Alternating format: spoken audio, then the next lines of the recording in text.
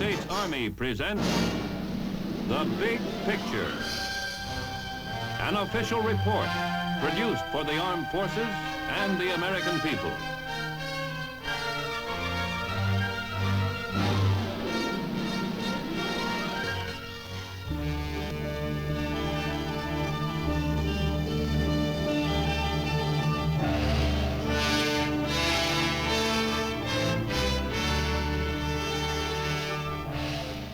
A small, rocky, typhoon-swept island.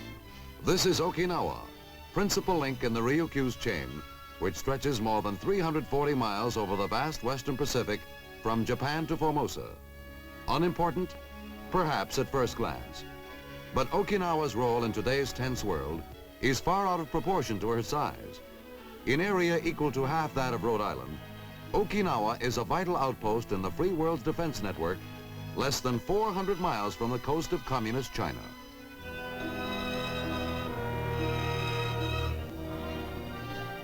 But Okinawa has not always played the important world role it plays today. For many centuries it slept, an island off the beaten track of world affairs. Feudal lords ruled over scattered straw hut villages, where life centered around two things, rice and religion. Ancestor worship was the dominant faith. Here, peaceful peasants lived and worked. And children played, with little brother or sister a perennial passenger. It was a contented culture that looked backward rather than forward for its inspiration. As such, it changed little over the centuries. Agriculture was the most important occupation. The ungenerous earth was worked by hand with ancient tools. Crops were sown by hand and harvested by hand. It was a rough, simple life. But when the crops were good and the harvest plentiful, the people were content. They lived in peace and primitive prosperity.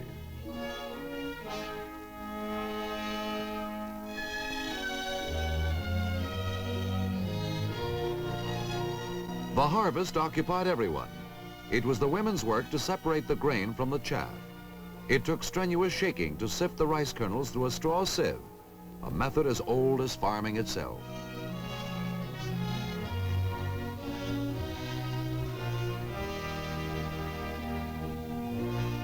The United States first became acquainted with Okinawa when Matthew Perry landed his Asiatic expedition here in 1853.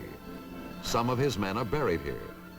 When Perry returned to the United States, he recommended to Congress that they annex the island, but Congress was uninterested.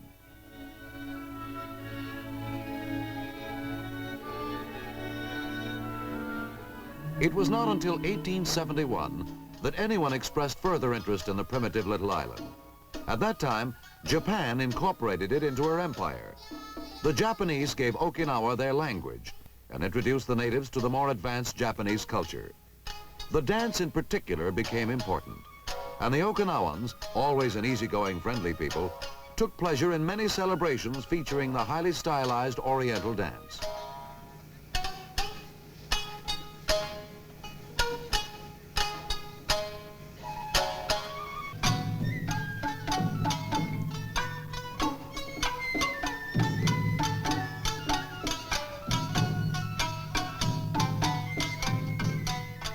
However, the Japanese looked upon the island primarily as a source of agricultural supply. And so life in Okinawa changed very little over the years until the outbreak of World War II.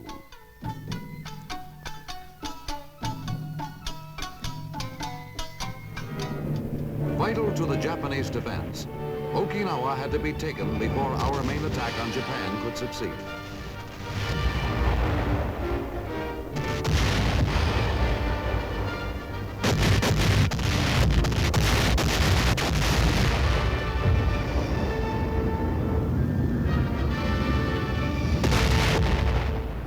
After the most tremendous naval and air pounding of the Pacific War, American troops landed on Okinawa.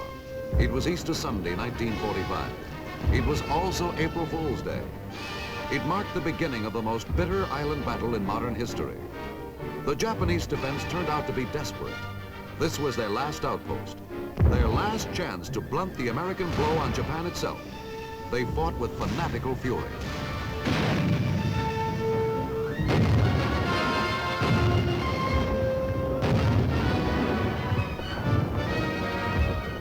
And the island gave its rugged support. Deep caves, jagged ridges, and steep cliffs all aided the enemy. It was a slow, difficult, dangerous process. An individual operation against each and every Japanese soldier. It was a tough way to fight on a tough little island. Okinawa earned the name The Rock.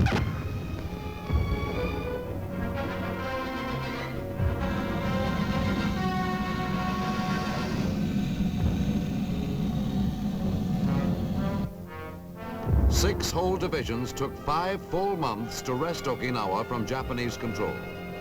The few prisoners taken attested to the fury of the battle. When it was finally all over, there wasn't much left standing on Okinawa.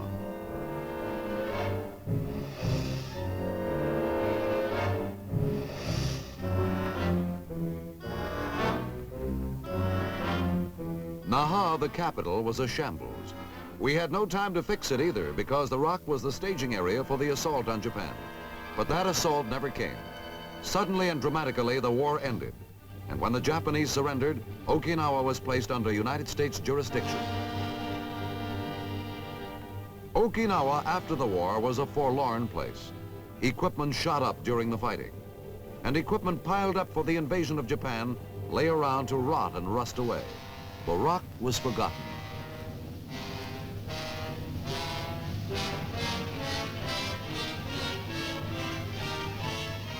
The few troops that remained lived in temporary quarters. Their primary concern was a never-ending battle with the elements. First, it was dust. So much dust, it darkened the sky. Then there were the typhoons. Sweeping in off the ocean, they lashed the little island with their fury, leaving behind a path of wrecked buildings and equipment.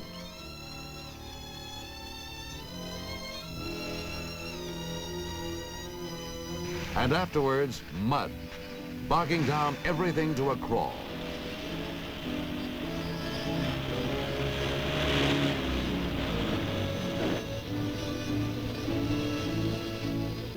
Then, in 1949, the Chinese mainland fell to the communists, and suddenly, almost overnight, the situation changed. In 1950, South Korea was invaded. Okinawa once again became strategically important. Equipment was rushed in. New facilities had to be built. New runways, new roads, and new buildings. We had to make Okinawa strong.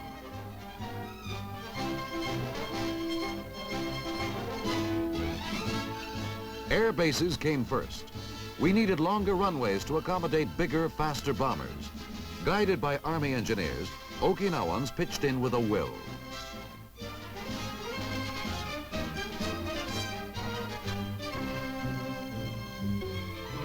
Heavy equipment was brought in, and men who had never even seen steamrollers were taught to operate them. Concrete and steel and human sweat gave us a first-class air base in operation in time to support the Korean War. Day after day, plane after plane, the B-29s roared up from their Okinawan bases. Out over the Yellow Sea, 1,000 miles on missions over North Korea to blast strongholds held by the communist enemy.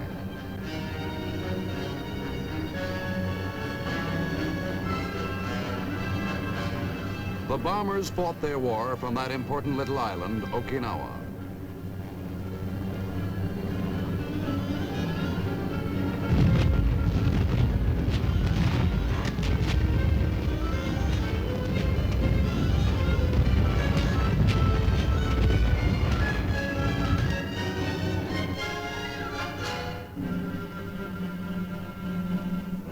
But the air bases were only the beginning. If Okinawa was going to be our primary military establishment in the Far East, a great many other things had to be accomplished too. Barracks, headquarters, warehouses, depots, and other facilities were entirely inadequate. New typhoon-proof permanent buildings had to be constructed. To keep costs at a minimum, contracts were let out to Japanese and Philippine companies. Okinawans were taught new trades. Many became skilled bricklayers, steel riggers, painters and carpenters, and Okinawa blossomed out in a boom of construction activity.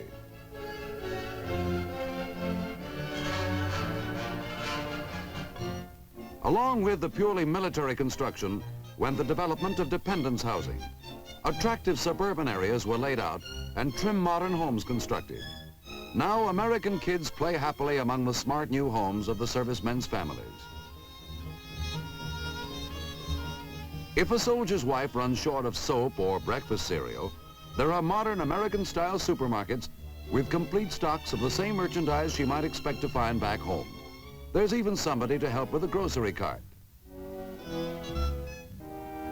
The Interfaith Chapel, recently erected at Sukiran, is a handsome example of the clean modern lines to be seen in Okinawa's new construction. New 2- and 3-story army barracks are complete units in themselves, with troop quarters, administration offices, supply rooms, armory and mess hall, all under one typhoon-proof roof. The new construction on Okinawa has extended to every area of activity. University buildings, hospitals, theaters, public buildings, and sports facilities all have been built to serve Americans and Okinawans alike.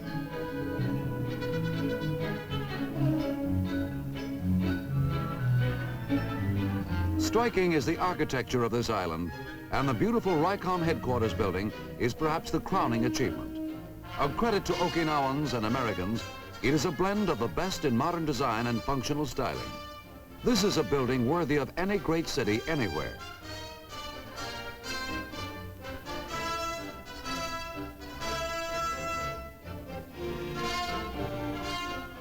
To tie in the numerous facilities spread out over the island, a modern communication and transportation system had to be constructed. Before the American occupation, there were few paved roads on Okinawa. Mud and dust trails were often the only means of getting around. Heavy equipment was employed to tackle the difficult terrain, and as in all phases of the modernization program, local Okinawan labor was taught to operate it. This policy not only saved many millions of dollars to the American taxpayer, but also gave the Okinawans a degree of know-how in handling modern equipment that they never could have attained any other way.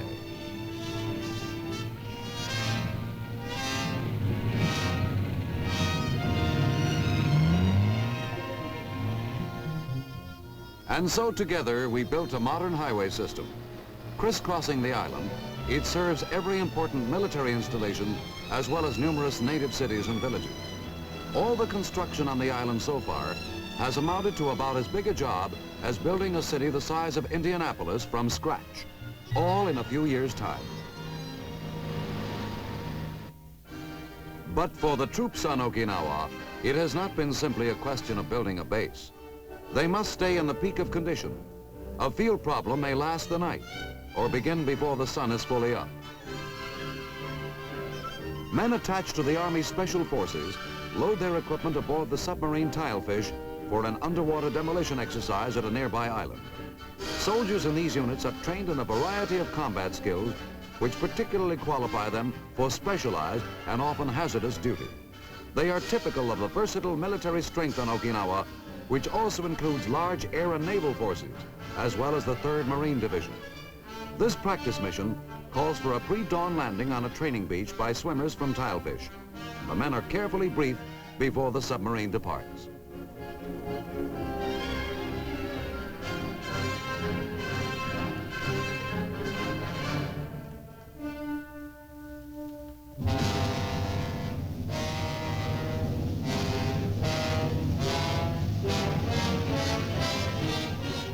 Tilefish approaches the target area at full speed as the swimmers prepare to leave on their mission.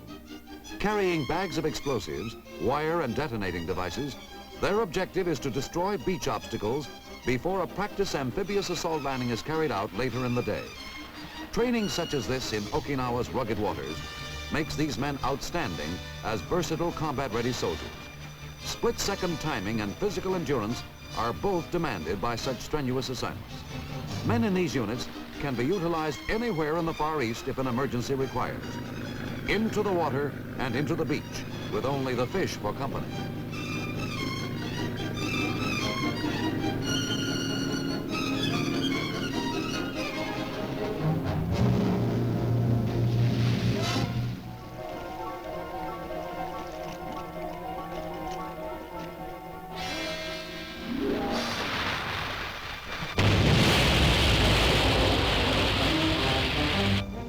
Mission accomplished. And the men swim into the sea again, where they are picked up by high-speed craft a few hundred yards off the beach.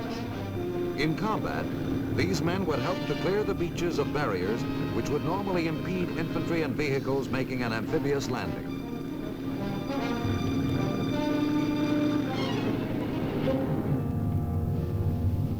Constant practice in the offensive and defensive phases of amphibious operations pays off in troops well trained to handle any invasion attempt. Remembering the tremendous cost of taking the island from the Japanese, we want to make it impractical for any aggressor to attempt attack. To exploit Okinawa's strategic location, major commands were moved here a few years ago from Japan. This has created a fluid force poised to move anywhere at a moment's notice. The defense of the island, then, is a primary concern. Tactical training never stops.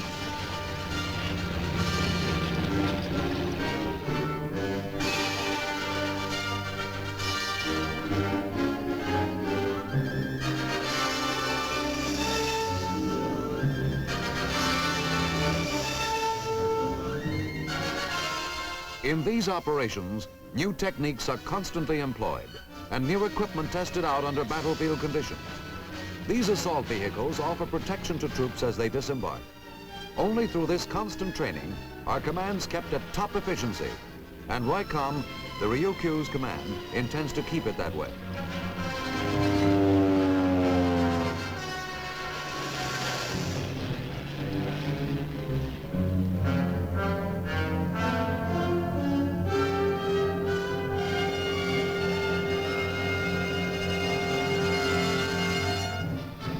But what about the troops that are arriving on Okinawa today?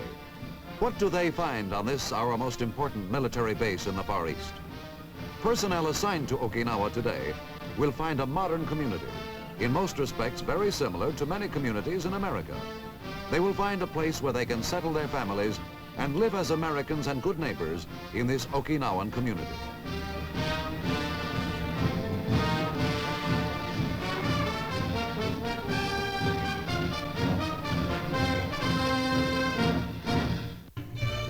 There is industry and commerce on the island now. Many small plants and factories manufacture products which have become important to the Okinawan economy. The ancient art of the glass blower is one of the many individual skills applied by the industrious Ryukyuan.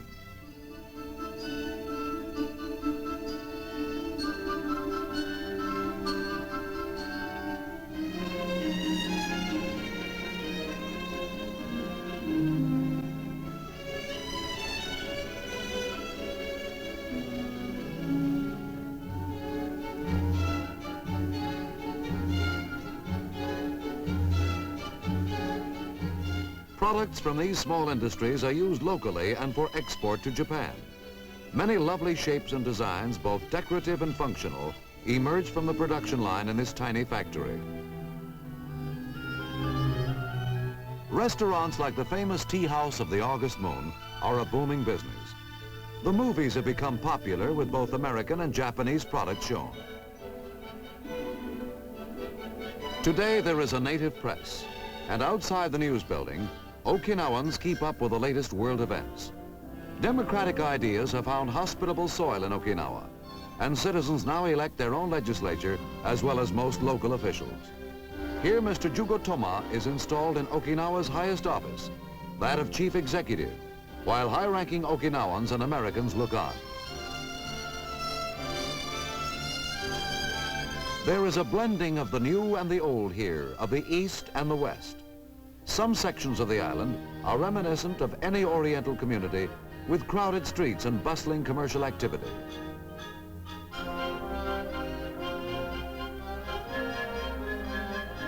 There are ultra-modern department stores.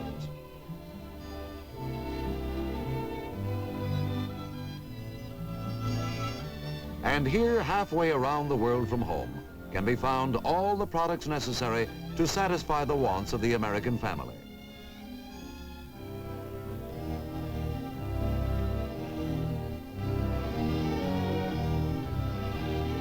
These stores, staffed by native Okinawans, do a booming business with the serviceman shopper.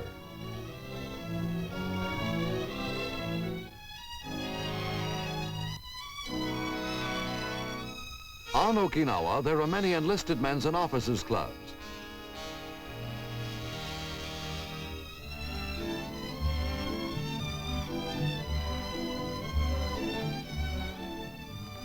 Supported entirely by members' dues, they provide many facilities for family recreation. The swimming pool is always popular.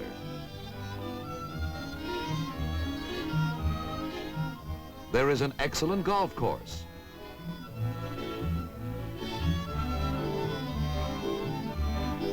Volleyball courts. And tennis. Here, too, can be found the extended pleasures of a summer vacation. Okinawa abounds in lovely beaches, and on this semi-tropic island, the swimming is good from March to November. Everybody takes advantage of the water.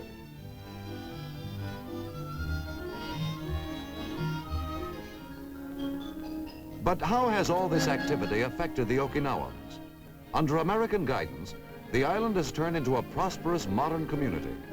Agriculture is still important to the economy, and new commercial possibilities have grown from it. Over the centuries, rice straw served as material for making many articles useful to the native population. Today, these same articles have found a new popularity among Americans. A flourishing industry has developed in their manufacture and exportation. In all this, the Okinawans have learned much of Western man. They have learned new skills, discovered a higher standard of living, and enjoyed new forms of recreation. But Okinawa and its friendly people are strong on tradition, and despite the many aspects of modern life, much remains of the past. The family is still the most important unit in Okinawan society, and ancestor worship is still the dominant religion. Here, a modern family worships at the tomb of its predecessors. Here, past glories are perhaps remembered, venerable personages honored, gifts given, and prayers respectfully offered for the well-being of past and present generations.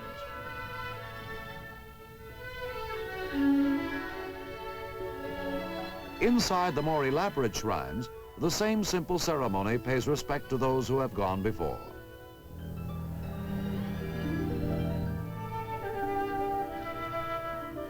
Since the American occupation of the island, the education of young Okinawans has been a project of primary importance. Consequently, more and better schools, including a university, have been constructed. When moving day arrives, the kids pitch in with a will. They are proud of their new school. Perhaps they do not realize it yet, but it will give them new opportunities. From these children will come the leaders of tomorrow, for democratic government is already a reality on Okinawa.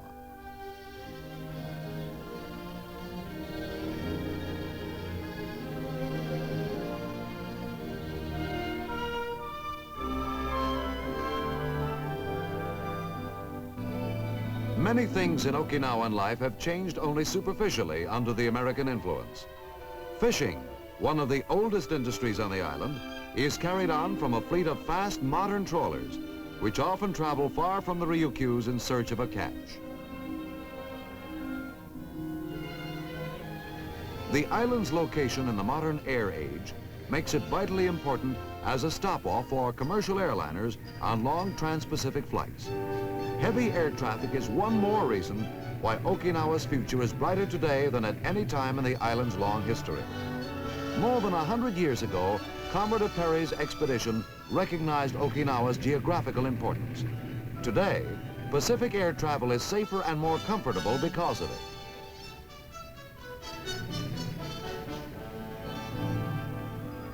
And so Okinawa is a land of contrast. Leading a modern life with hope in the future, her people still find time for the traditional pleasures and celebrations. Every year, the fishermen hold a rowing race where the skills of individual crews are pitted against each other. Crowds line the waterfront to cheer their favorites. But whoever wins, the outcome is always a wet one for the victors' rooters as they dash into the water to congratulate the winning boat, banners waving.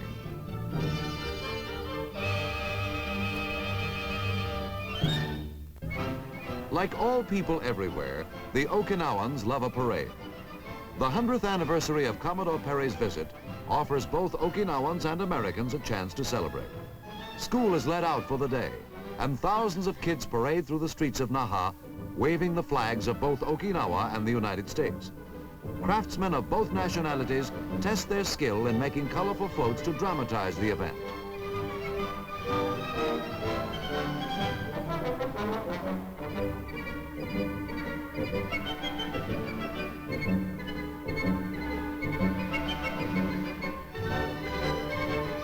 An oriental version of the Commodore and his valiant crew pleases the crowd.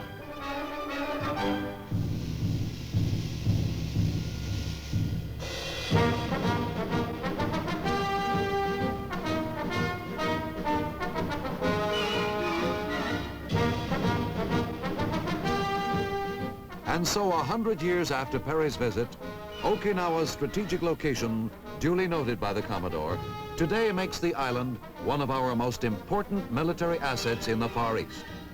Following the carnival of floats, there is a traditional sport. Youngsters compete in balancing the gay ceremonial banners high in the air, which takes a lot of skill and timing.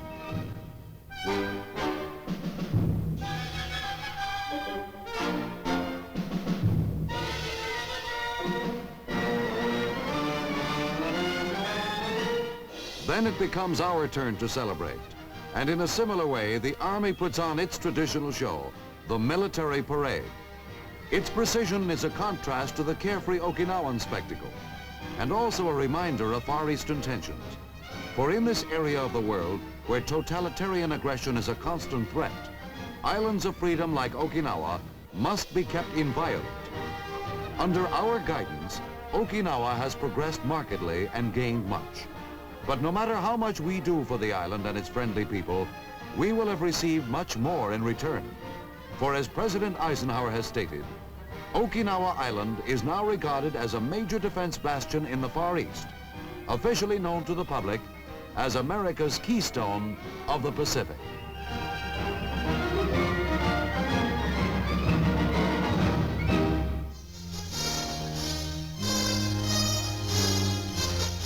The Big Picture is an official report for the armed forces and the American people. Produced by the Army Pictorial Center.